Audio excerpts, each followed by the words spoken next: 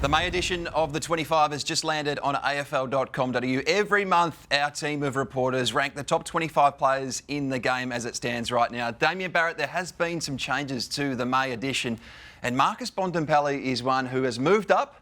Has he moved up high enough for you?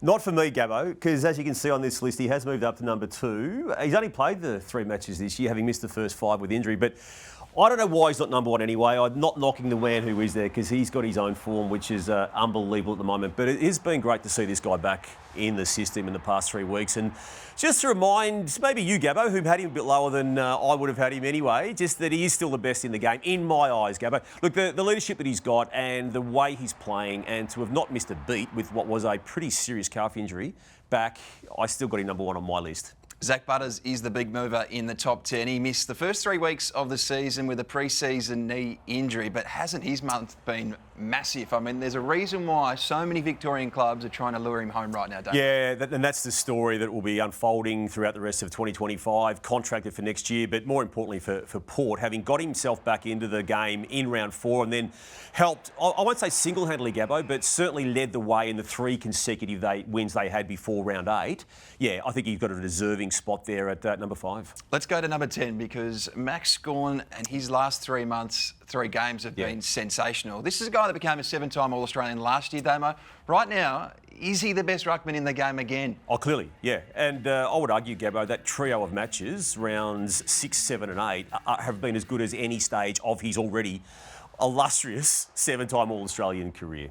Been a key reason why they've resuscitated that season. They're 3 and 5 now. Matt Rowe's contract status, Damo, is something that just won't go away, but his status in the game is clear. He is an elite midfielder in this competition right now. He was quite in the Q Clash on Sunday night, but his body of work in 2025 has him at number 15. Yeah, he's a big mover, isn't he, on what has happened this year. I think he's a big mover in the competition, but you're right to reference the most recent match, which is factored into all of this, and he's still comfortably sitting at number 15, but the way Josh Dunkley and also Hugh McCluggage and others at the Lions were able to shut him down. I won't say totally, but pretty effectively. It's going to be something that he's now going to have to pay attention to, as will Damian Hardwick. There's a new name in the top 20. He's not a new name in this game. At 35, Patrick Dangerfield is well on track for a 9th All-Australian Blazer. That's why he is in the 20.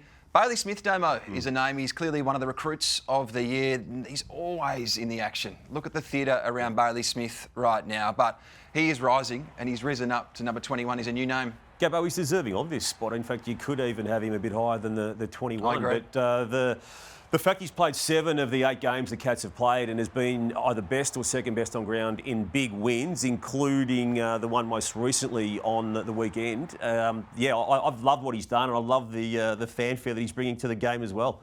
Now, I mentioned Patrick Dangerfield before at 35. How about Steele Sidebottom at 34? What he's done across the last 7 games in particular has him in this bracket. He's a new addition at pick 22.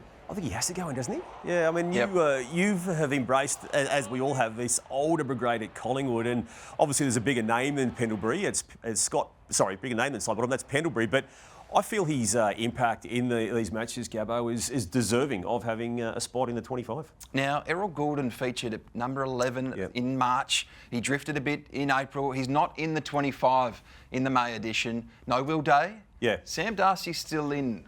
Explain this to us. Yeah, look, again, it's the rough criteria, the way I read it, was if they're up against the wall, you pick them. And I still had those guys in my top 25. I certainly had Sam Darcy in the top 10, but I understand why they've dropped down now that they're not playing for injury. One I did have in my own personal one, Gabbo, that wasn't on that list is Jacob Wiedering. I think he's very unlucky to not be in that, but it's a groupthink exercise. It is groupthink. No, Tom Liberatore has had a great start to the year. I think he's not far off that top 25. But that is the May edition of the 25 on AFL.com.au.